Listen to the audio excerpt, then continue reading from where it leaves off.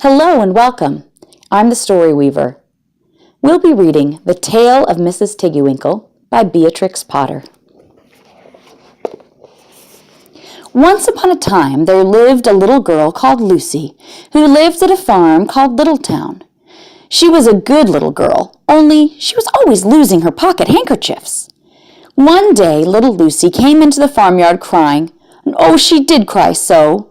"I've lost my pocket handkin, 3 handkins and a penny. Have you seen them, Tabby Kitten?" The kitten went on washing her white paws, so Lucy asked a speckled hen, "Sally Hennypenny, have you found 3 pocket handkins?" But the speckled hen ran into the barn clucking, "Well, I go barefoot, barefoot, barefoot." And then Lucy asked Cock Robin sitting on a twig. Cock Robin looked sideways at Lucy with his bright black eye, and he flew over a stile and away.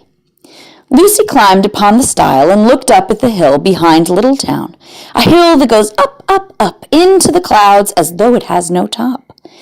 And a great way up the hillside, she thought she saw some white things spread upon the grass. Lucy scrambled up the hill as fast as her short legs would carry her. She ran along a steep pathway, up and up, until Littletown was right away down below.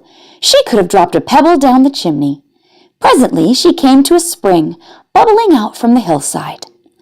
Someone had stood a tin can upon a stone to catch the water, but the water was already running over, for the can was no bigger than an egg cup.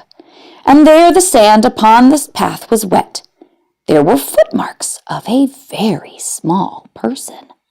Lucy ran on and on. The path ended under a big rock. The grass was short and green, and there were clothes props cut from bracken stems, with lines of plaited bushes, and heaps of tiny clothespins. But no pocket handkerchiefs.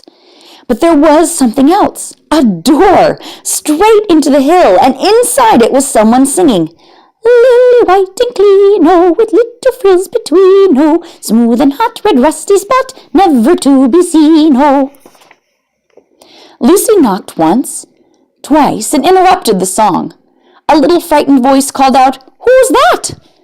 Lucy opened the door, and what do you think there was inside the hill?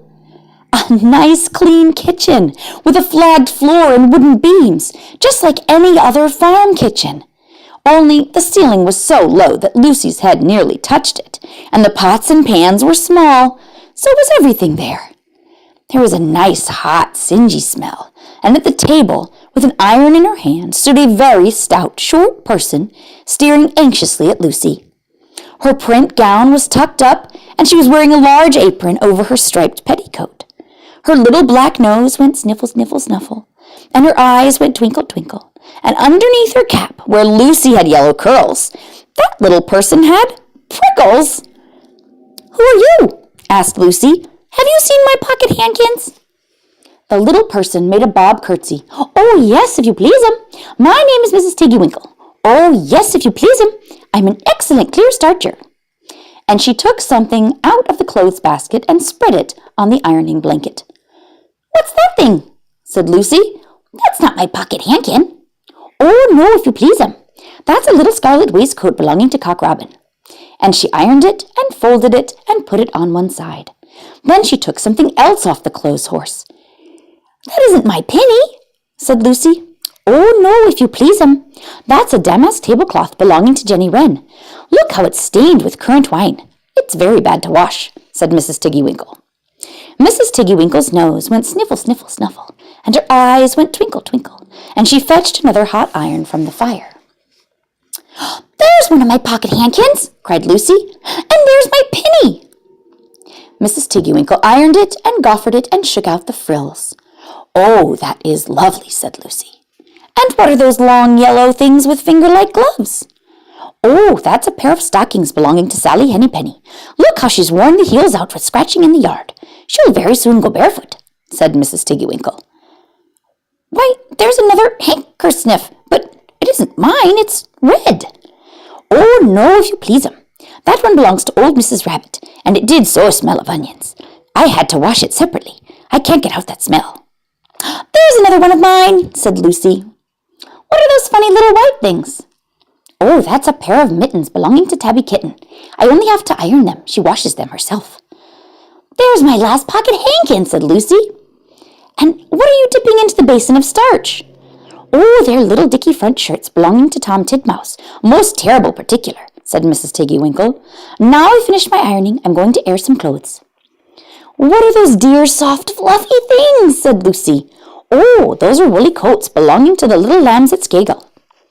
"Will their jackets take off?" asked Lucy. "Oh, yes, if you please 'em. Look at the sheep mark on the shoulder. And here's one marked for Gatesgarth, and 3 more from Littletown. They're always marked at washing," said Mrs. Tiggy-Winkle.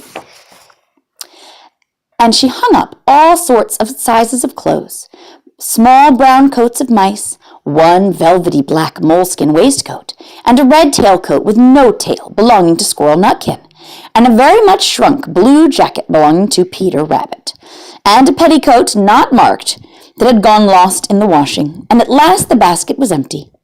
Then Mrs. Tiggy-Winkle made a cup of tea for herself and a cup for Lucy.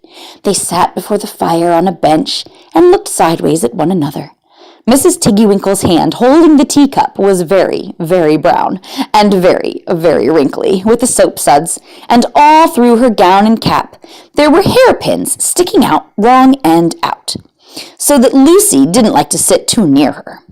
When they had finished tea, they tied up the clothes in bundles, and Lucy's pocket handkerchiefs were folded up inside her clean pinny and fastened with a silver safety pin. And then they made up the fire with turf, and came out and locked the door and hid the key under the sill. Then away down the hill trotted Lucy and Mrs. Tiggy-Winkle with the bundles of clothes. All the way down the path little animals came out of the fern to meet them, and the very first that met them were Peter Rabbit and Benjamin Bunny. And she gave them their nice clean clothes, and all the little animals and birds were so very much obliged to dear Mrs. Tiggy-Winkle, so that at the bottom of the hill, when they came to the stile, there was nothing left to carry except Lucy's one little bundle.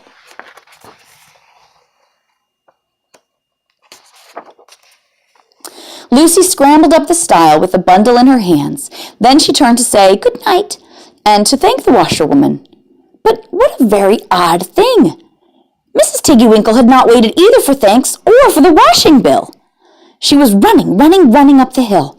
And where was her white frilled cap, and her shawl, and her gown, and her petticoat? And how small she had grown, and how brown, and covered with prickles! Why, Mrs. Tiggy-Winkle was nothing but a hedgehog. Now, some people say that little Lucy had been asleep upon the stile. But then how could she have found 3 clean pocket handkins and a penny pinned with a silver safety pin? And besides, I have seen that door into the back of the hill called Cat Bells. And besides, I am very well acquainted with dear Mrs. Tiggy-Winkle. The end. I'm the StoryWeaver, and this has been The Tale of Mrs. Tiggy-Winkle by Beatrix Potter.